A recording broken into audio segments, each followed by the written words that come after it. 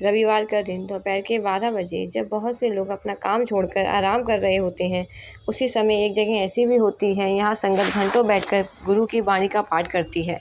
ना कोई दिखावा, ना कोई शोर, बस वाणी की आवाज़, संगत की श्रद्धा और परमात्मा के सामने झुका हुआ सिर।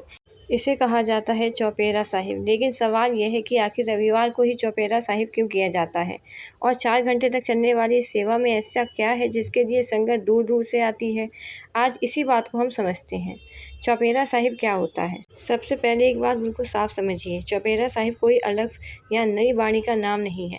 यह एक विशेष पाठ, क्रम और संगत की धार्मिक परंपरा है, जिसमें अलग अलग वाणियों का पाठ किया जाता है। अमृतसर के गुरुद्वारा श्री शहीदा साहिब बाबा दीप सिंह जी के स्थान पर रविवार को दोपहर 12 बजे से शाम 4 बजे तक चौपेरा साहिब की परंपरा बताई जाती है। प्रचलित पाठक्रम में 5 जपजी साहिब, 2 चौपाई साहिब, 1 सुखमनी साहिब और आनंद साहिब की 6 पौनियाँ और अंत में अरदास का पाठ किया जाता है। यानी यह केवल 4 घंटे बैठने का नाम नहीं है, यह 4 घंटे गुरबाणी से जुड़ने का समय है। चौपेरा साहिब नाम क्यों? चौपेरा शब्द को समझने के लिए पहले पहर को समझना होगा। पुराने समय में दिन को और रात को पहरों में बांटकर देखा जाता था। चौपेरा यानी 4 पहरों का समय, इसलिए 4 घंटे की इस धार्मिक सभा को संगत में चौपेरा साहिब कहा जाता है। लेकिन इसका सबसे सुंदर अर्थ केवल समय नहीं है, इसका भाव है कुछ समय के लिए दुनिया की भागदौड़ से मन हटाकर गुरु की वाणी में टिक जाना। आज हमारा मन कुछ मिनट की एक जगह टिकाना मुश्किल हो जाता है। मोबाइल की घंटी, काम की चिंता, घर की परेशानी या भविष्य का डर। लेकिन चौपेरा साहिब हमें कुछ घंटों के लिए कहता है, अब सब कुछ छोड़ो और गुरु की वाणी के साथ बैठो।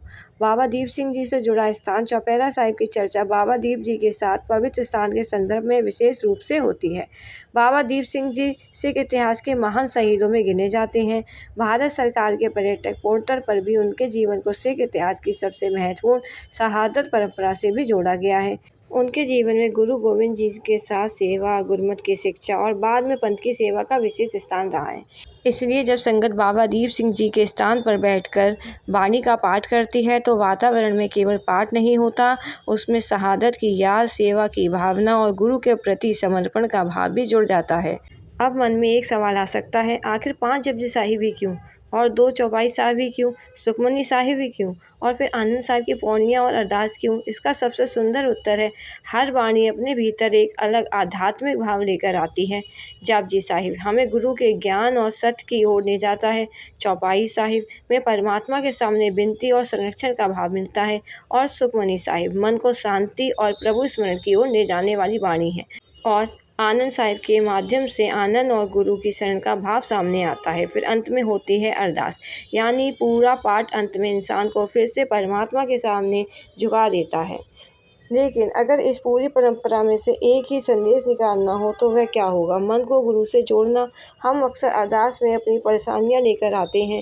किसी को नौकरी चाहिए, किसी को परिवार की चिंता है, किसी को पढ़ाई की, किसी को अपने भविष्य की, किसी को अपने किसी प्रिय व्यक्ति की चिंता है, और हम परमात्मा से कहते हैं मेरी यह परेशानी को दूर कर दो। लेकिन चौपेरा साहिब का एक गहरा आध्यात्मिक भाव हमें यह भी सिखाता है कि से परेशानी दूर होने की अरदास मत करो, अपने मन को भी गुरु की वाणी से जोड़ो, क्योंकि परिस्थिति बदलने में समय लग सकता है, लेकिन अगर मन बदल जाए तो वह परिस्थिति सहने की ताकत भी मिल सकती है।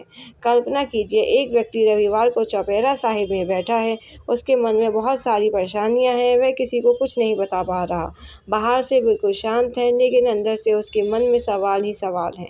फिर धीरे धीरे जपजी साहिब की वाणी शुरू होती है, कुछ समय बाद चौपाई साहिब का पाठ होता है, फिर सुखमनी साहिब, और घंटों बाद जब अरदास का समय आता है तो शायद उसकी सारी समस्याएं उसी क्षण समाप्त नहीं हुई, लेकिन उनके अंदर कुछ बदल चुका है। पहले वह अपनी परेशानियों को अकेले उठा रहा था, अब उसे महसूस होता है मैं अकेला नहीं हूँ, मेरे पास गुरु की वाणी है, मेरे पास अरदास है, मेरे पास संगत है और मेरे पास विश्वास है। यही इस परंपरा का सबसे सुंदर संदेश है। संगत में चौपेरा साहिब को लेकर बहुत सी श्रद्धाएं और मान्यताएं सुनने को मिलती हैं। कुछ लोग इसे अपनी मनोकामना और अरदास से भी जोड़ते हैं, लेकिन हमें यह बात हमेशा याद रखनी चाहिए कि गुरुवाणी को किसी सौदे की तरह नहीं देखना चाहिए, यानी मैं इतना पाठ करूँगा तो बदले में मेरी इस इच्छा को ज़रूर पूरी होनी चाहिए। गुरु की वाणी कोई सौदा नहीं है। वाणी तो हमें सत्य, सेवा, सिमरन, नम्रता और चढ़ती कला की ओर ले जाती है। हम अरदास करते हैं, अपनी इच्छा गुरु के सामने रखते हैं और फिर भरोसा रखते हैं कि जो हमारे लिए उचित है वही गुरु की रजा होगी। शायद इसी वजह से रविवार को चौपहरा साहिब इतना सुंदर लगता है, क्योंकि 4 घंटे के लिए इंसान दुनिया से कुछ दूरी बना लेता है, लेकिन परमात्मा से दूरी नहीं। वह अपना सिर झुकाता है, वाणी सुनता है, संगत में बैठता है और अंत में अरदास करता है।